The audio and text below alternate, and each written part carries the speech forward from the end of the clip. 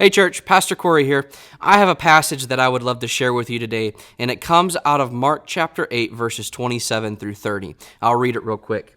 It says, Jesus and his disciples went on to the villages around Caesarea Philippi, and on the way he asked them, "Who do people say that I am?" They replied, "Some say John the Baptist, others say Elijah, and still others one of the prophets." "But what about you?" he said. "Who do you say that I am?" And Peter answered, "You are the Messiah." And Jesus warned them not to tell anyone about him. I often recollect on the days when I was a younger kid, when life seemed to be just so simple, when the greatest things that I cared about is whether or not I was going to play kickball at lunch, or whether or not Scooby-Doo would be on Cartoon Network when I got home, or whether or not there would be pizza rolls stocked in the freezer, because I loved pizza rolls as a kid. Or maybe I even thought about times when, like, superheroes, right?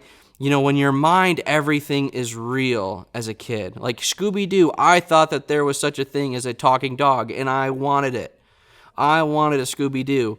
Or, you read about various superheroes like Captain Marvel or Captain America or the Hulk, right? Or all these great people that have all these great talents. And you're like, man, I want to be just like them. This story reminds me of a specific superhero that you and I both know who worked a normal 9-to-5 job at a place called the Daily Planet. And it was really interesting because this guy would be involved with newspapers and stuff like that. And so suddenly during the day, he would disappear for hours at a time and no one knew where he was. No one seemed to think that he would have a secret identity, but no one really knew where he was.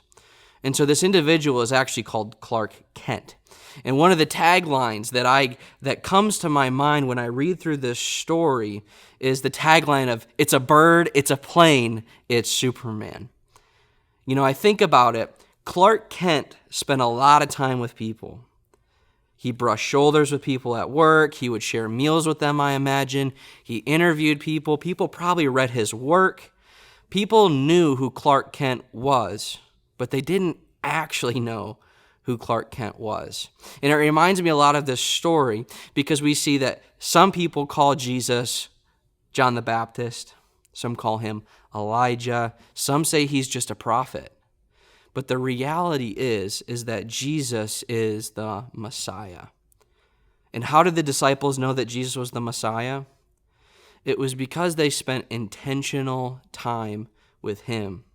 And if you think through the story of Superman, the one person that probably comes to your mind that knew who Superman was, without a doubt, was Lois Lane.